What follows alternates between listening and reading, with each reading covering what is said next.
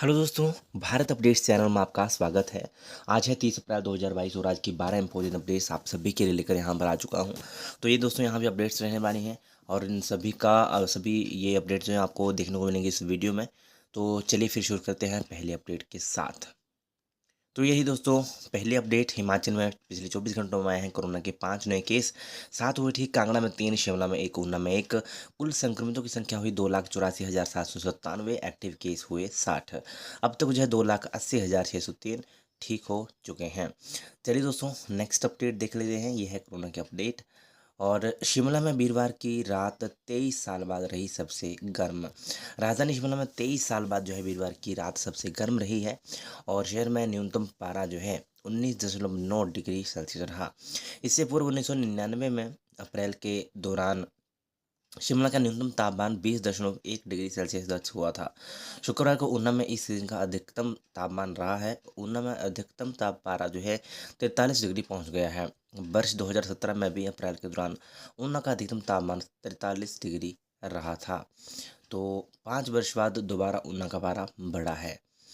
अधिकतम और न्यूनतम पारा आप यहाँ पे देख सकते हो राइट साइड में कहाँ पे कितना हुआ। कांगड़ा में 20.6 और पिछले कल शायद यहाँ पे 38.1 रहा है। ओके, कांगड़ा में। हमीरपुर में 37.0। तो ये आप यहाँ पे देख सकते हो। ओके, और हाँ चलिए दोस्तों नेक्स्ट अपडेट ये रही। ग्रेट हिमालयन नेशनल पार्क में फिर दिखा दुर्लभ जानवर सीरो। तो राज्य पक्षी जजुराना का सर्वेक्षण कर रही टीम के कैमरे में कैद हुआ। 2018 में इसी पार्क को 2020 में स्पीति में भी देखा गया सीरो। IUCN ने दिए निगरानी रखने के निर्देश। ग्रेट हिमालयन नेशनल पार्क में कैमरे में कैद हुआ दुर्लभ सीरो। तो यहाँ पर जो है फिर से सीरो को देखा गया है। पार्क प्रबंधन की एक सर्वेक्षण टीम ने इस वन्य प्राणी को 26 अप्रैल की शाम अपने कैमरे में कैद किया। इससे पहले यह जीव 2018 में इसी पार्क में 2020 में लाहौल स्पीति में देखा गया था। पार्क में हिमाचल प्रदेश के सभी पक्षी जजुराना को लेकर सर्वेक्षण चल रहा था। इस दौरान टीम के एक सदस्य वन कर्मचारी मनोज ने सीरो को देखकर अपने कैमरे में कैद कर लिया। सीरो एक दुर्लभ प्रजाति है। करीब 4 साल बाद हिमालय नेशनल पार्क में फिर इसके दिखने से पार्क प्रबंधन अधिकारी और कर्मचारी गदगद हैं। तो ये दोस्तों यहाँ पे अपडेट है, ये आप यहाँ पे चेक कर सकते हो। ओके, नेक्स्ट अपडेट ये रही। पुलिस ने लॉन्च किया शोर नहीं ऐप, शिकायत पर तुरंत होगी कार्रवाई। ऊंची आवाज़ में संगीत बजाने वालों की कर सकते हैं शिकायत। प्रदेश में इसी तरह की अनूठी पहल पहली अनूठी पहल है ये। ऐप में लोग खुद चेक कर सकते हैं ध्वनि का स्तर। दोस्तों करंट अफेयर में क्वेश्चन आ सकता है, ठीक है। शोर नहीं ऐप किस राज्य ने लॉन्च की है या किसने लॉन्च की है, ठीक है। तो ये इम्पोर्टेंट करंट अफेयर का क्वेश्चन भी बनता है, तो इसको आपने याद रखना है, ठीक है। हिमाचल में पहली बार शिमला पुलिस ने ये जो है शोर नहीं ऐप जो है लॉन्च की है। ओके, और किसके लिए की है ये भी आपको पता होना चाहिए कि जो ऊंची आवाज़ में संगीत बजाने वाले बजाते हैं उनके लिए ये उनकी शिकायत कर सकते हैं, ठीक है। तो उनके लिए ये ऐप है शोर नहीं ऐप। ओके, और इन नंबरों पर भी कर सकते हैं शिकायत। तो इन पर आप शिकायत कर सकते हो और गूगल प्ले स्टोर पे जाकर यह ऐप डाउनलोड करना होगा और वहाँ से इसके बाद चाहे दिन हो या रात ऊंची आवाज़ से हो रही असुविधा की शिकायत पुलिस में दर्ज करवा सकते हैं। ऐप की खासियत यह है कि इसको लॉगिन करते ही शिकायतकर्ता की लोकेशन ऑटोमेटिक दर्ज हो जाएगी। ओके, तो ये है दोस्तों और यहाँ पे अपडेट और करंट अफेयर की पॉइंट ऑफ व्यू से भी इम्पोर्टेंट क्वेश्चन है। नेक्स्ट अपडेट ये रही। मल्टीटास्क वर्करों के पदों के लिए 7 मई तक करें आवेदन। तो प्रारंभिक खंड शिक्षा खंड रोहड़ू में मल्टीटास्क वर्करों के लिए आवेदन तिथि बढ़ाकर जो है 7 मई हो गई है। खंड शिक्षा अधिकारी रोहड़ू ने बताया कि इच्छुक अभ्यर्थी को आवेदन पत्र के साथ जन्म प्रमाण पत्र, पंचायत सचिव से दूरी प्रमाण पत्र, शैक्षणिक योग्यता प्रमाण पत्र सहित अन्य प्रमाण पत्र जमा करवाने होंगे। उन्होंने कहा पार्ट टाइम मल्टीटास्क वर्कर का मानदेय 5,625 शैक्षणिक सत्र के 10 महीने के लिए दिया जाएगा। रोड खंड के तहत भलूण, गावड़ा, कोई तो बहुत सारे गांव हैं, ठीक है। यहाँ पे मल्टीटास्क वर्करों के पदों को भरा जाना है। आवेदन 10 से 5:30 बजे तक शिक्षा खंड अधिकारी कार्यालय में कार्य दिवस पर जमा करवाए जा सकते हैं। चलिए दोस्तों नेक्स्ट अपडेट ये रही। यूपीएससी सिविल सर्विस कोचिंग के लिए काउंसलिंग 2 मई को। तो हिमाचल प्रदेश विश्वविद्यालय परीक्षा पूर्व प्रशिक्षण केंद्र में शुरू किए जा रहे यूपीएससी सिविल सर्विसेज कोचिंग के लिए दूसरे दौर की काउंसलिंग 2 मई को होगी। इसमें प्रवेश परीक्षा में 25 या इससे अधिक अंक अर्जित करने वाले विद्यार्थी अपीयर हो सकेंगे। ओके, चलिए नेक्स्ट अपडेट ये रही। तो दोस्तों अब आती है बारी जो पेपर लीक मामला है JOIT का।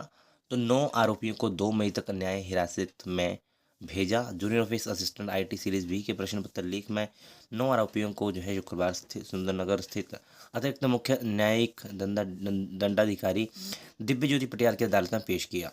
अब जो है 2 मई तक जो है सभी आरोपियों को न्यायिक हिरासत में भेज दिया गया है और इनकी संपत्तियों की भी जांच शुरू कर दी गई है। मामले में 2 और गिरफ्तारियां संभव है और इसकी पुष्टि जो SP मंडी हैं शालिनी अग्निहोत्री उन्होंने की है। SIT CCTV फुटेज का रिकॉर्ड भी यहाँ पे जांच रही है। परीक्षा के बाद जो है आरोपियों ने मोबाइल डाटा डिलीट कर दिया था। तो मोबाइल में जो डेटा होता है तो वो उन्होंने डिलीट कर दिया था आरोपियों ने। चलिए नेक्स्ट अपडेट ये रही।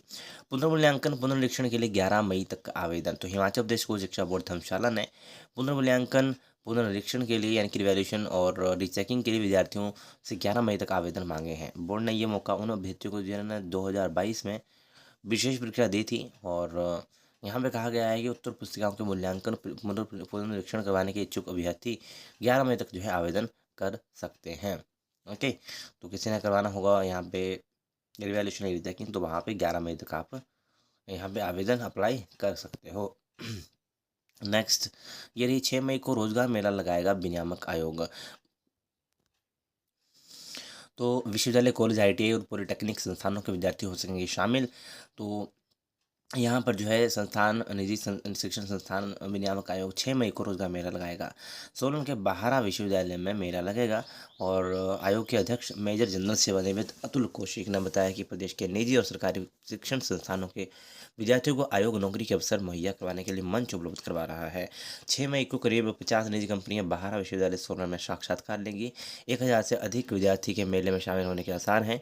विश्वविद्यालय कॉलेज ITI और पॉलिटेक्निक संस्थानों के विद्यार्थी इसमें शामिल हो सकेंगे। इधर आयोग अध्यक्ष ने कहा कि प्रदेश में बहुत अधिक संख्या में कोचिंग सेंटर खुल गए हैं। बिना मंजूरी के कई सेंटर काम कर रहे हैं।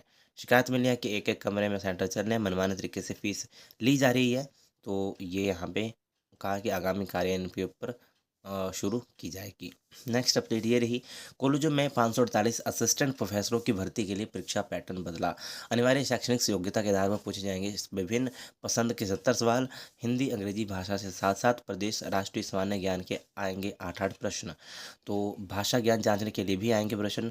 आवेदन के लिए आयोग ने खोला लिंक। तो यहाँ पे 548 असिस्टेंट प्रोफेसरों की भर्ती के जो है पैटर्न जो है उसमें बदलाव हुआ है। इसके अलावा देखें तो न्यूज़ एंकरिंग का सर्टिफिकेट कोर्स करवाएगा CU। 6 माह रहेगी कोर्स की अवधि। जमा 2 पास विद्यार्थी ले सकेंगे प्रवेश। चलिए दोस्तों नेक्स्ट अपडेट। दोस्तों ये है आपकी अपडेट। तो यहाँ पे नायब तहसीलदार का जो प्रीलिमिनरी एग्ज़ाम है वो जो है स्थगित कर दिया गया है फ़िलहाल के लिए। 15 मई को ये वैसे होना था पहले, बट अभी जो है इसे स्थगित कर दिया गया है। ठीक है, हाँ तो यहाँ पे देख सकते हो नाउ ड्यू टू एडमिनिस्ट्रेशन। हाँ तो यहाँ पे इसे जो है अभी अगले आदेशों तक स्थगित कर दिया गया है और बाद में इसकी न्यू डेट आ जाएगी। जब भी न्यू डेट आएगी तो मैं आपको बता दूंगा। इसके अलावा दोस्तों बात करें तो यहाँ पर HPU की, तो HPU की UG की डेटशीट में बदलाव हुआ है। कल शाम को अपडेट डाली थी, तो जिन्होंने नहीं देखी है वो चेक कर लेना। HPU UG थर्ड ईयर के जो स्टूडेंट्स हैं उनके लिए है, थर्ड ईयर के स्टूडेंट्स हैं उनके लिए है और एक है 2016-17 बैच के, तो उनके लिए भी वहाँ पर बताया गया है। 1-2 पेपर वहाँ पे चेंज हुए हैं, उनकी डेटशीट में थोड़ा बदलाव हुआ है, तो वो आप एक बार देख लेना। ठीक है, पिछले कल वाली वीडियो होगी, इससे पीछे वाली वीडियो आप चेक कर लेना और इनका PDF मैंने प्रोवाइड करवा दिया हो आपको। ठीक है, बाकी वीडियो अच्छे लगे तो लाइक शेयर चैनल को सब्सक्राइब जरूर करिएगा मेरे लेटेस्ट अपडेट्स के लिए। Thank you.